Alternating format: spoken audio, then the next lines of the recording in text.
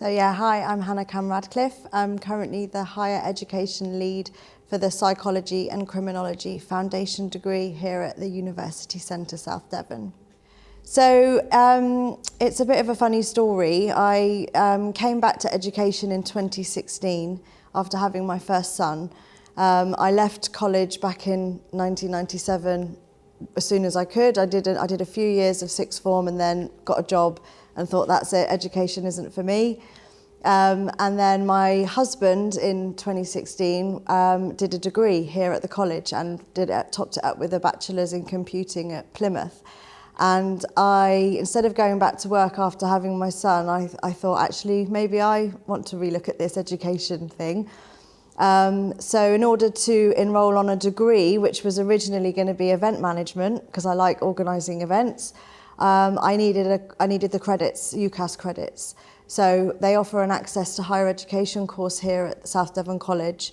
So I enrolled on the social science pathway, and quite quickly my mind was just blown, learning about criminology, psychology and sociology, and I loved it, and I really enjoyed doing it.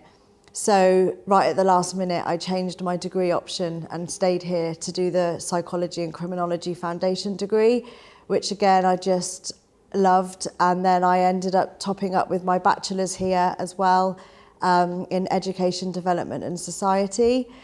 So full circle, I never expected that I would be doing that. And then the teaching idea was presented to me, which was not something I'd also ever considered, but I did my teacher training here, and now, a few years later, I am now the higher education lead of the programme that I did those years ago.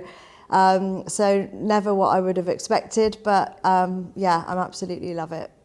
Yeah, absolutely. Top tips is something I say quite a lot, even if it's about note-taking or time management, things that I remember were a struggle for me, especially as a mature student who hadn't been in education for 20 years and really didn't know what I was doing. We do have students that have progressed through, A-levels or level 3, but we do attract mature students or students or people that just want to have a go at education and doing something that just slightly interests them.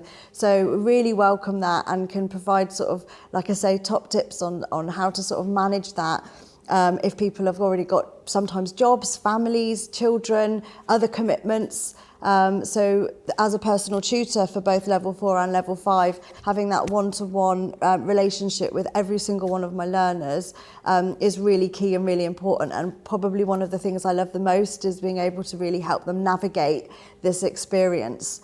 And in level 5, something else that we do is we support them with some sort of placement that interests them with employers in the Bay, whether that be some sort of employment or work experience, or whether it be something that they're interested in the voluntary sector or community sector.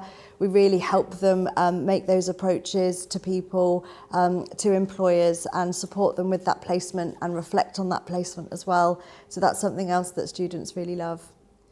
The support that I had as a student is what made me decide to be a teacher, because when I was doing my level 6 bachelor's in Education, Development and Society, which was sort of the only natural pathway at that time. It's different now. There's much more on offer. But there was a module in that called Global Education, where I learnt about pedagogy and transformative learning, and I really remember clearly thinking, that's what I've had here. So different to when I was at school, and it was very much, this is what you need to learn and here's an exam, so if you had a good memory, great, but otherwise that was kind of it. Whereas here in the smaller classrooms, which is a really brilliant environment here, where the tutors get to know the learners really well, and it's just facilitating their development and their learning and prodding and provoking them to see what they're coming up with. And I loved that, and that was what I wanted to be able to give learners. So the support that I had was actually what ended up making me want to be a teacher. So I really try and foster that environment in the classrooms that I'm in as well, and really just try and be part of the cohort myself and discuss and support them like I was supported. And I continue to get support from my team now. I'm in a wonderful team. And we actually have shared psychology modules with another foundation degree, the counselling degree. So we have to work really closely together. And that's a really lovely environment as well.